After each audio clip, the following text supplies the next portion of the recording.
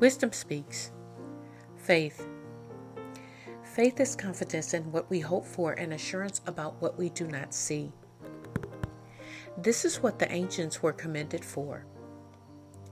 By faith, we understand that the universe was formed at God's command, so that what is seen was not made out of what was visible.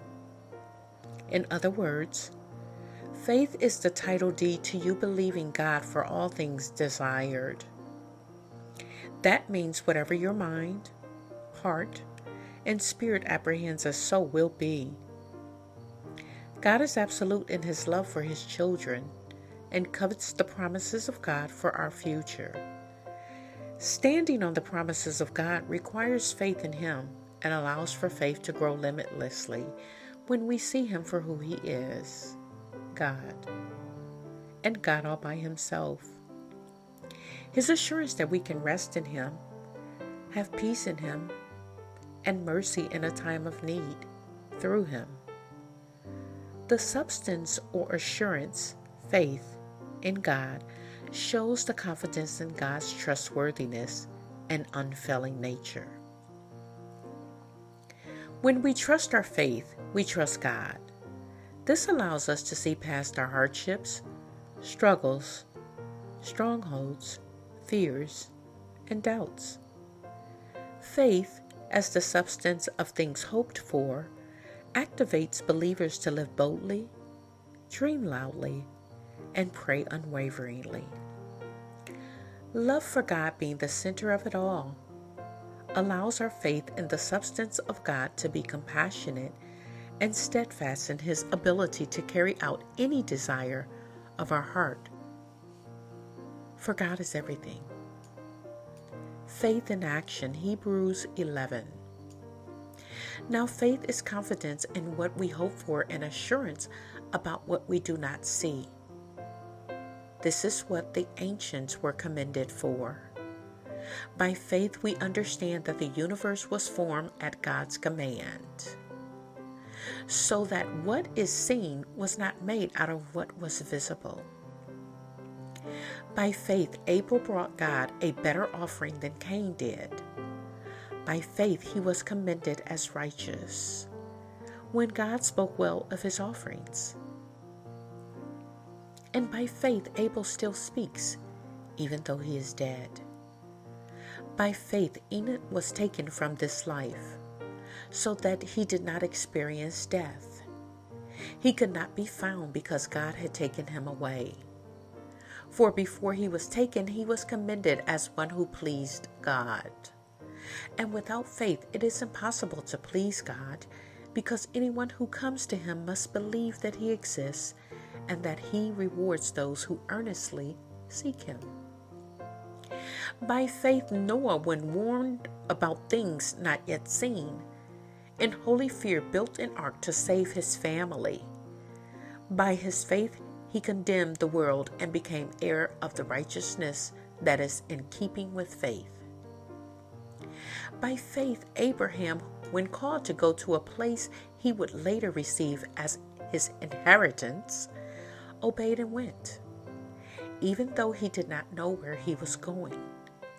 By faith, he made his home in the promised land like a stranger in a foreign country. He lived in tents as did Isaac and Jacob, who were heirs with him of the same promise. For he was looking forward to the city with foundations, whose architect and builder is God. And by faith, even Sarah, who was past childbearing age, was enabled to bear children because she considered him faithful, who had made the promise. And so from this one man, and he as good as dead, came descendants as numerous as the stars in the sky and as countless as the sand on the seashore. By faith, Abraham, when God tested him, offered Isaac as a sacrifice. He who had embraced the promises was about to sacrifice his one and only son, even though God had said to him, "It is through Isaac that your offspring will be reckoned. Abraham reasoned that God could even raise the dead, and so in a manner of speaking, he did receive Isaac back from death. By faith, Isaac blessed Jacob and Esau in regard to their future. By faith, Jacob, when he was dying, blessed each of Joseph's sons and worshiped as he leaned on the top of his staff. By faith, Joseph, when his end was near, spoke about the exodus of Israelites from Egypt and gave instructions concerning the burial of his bones. By faith, Moses' parents hid him for 3 months after he was born, because they saw he was no ordinary child, and they were not afraid of the king's edict. By faith, Moses, when he had grown up, refused to be known as the son of Pharaoh's daughter. He chose to be mistreated along with the people of God rather than to enjoy the fleeting pleasures of sin. He regarded disgrace for the sake of Christ as of greater value than the treasures of Egypt, because he was looking ahead to his reward. By faith, he left Egypt, not fearing the king's anger. He persevered because he saw God, who is invisible.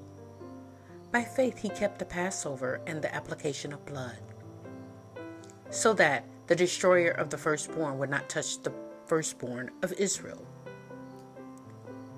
By faith, the people passed through the Red Sea as on dry land, but when the Egyptians tried to do so, they were drowned. By faith, the walls of Jericho fell after the army had marched around them for 7 days. By faith, the prostitute Rahab, because she welcomed the spies, was not killed with those who were disobedient.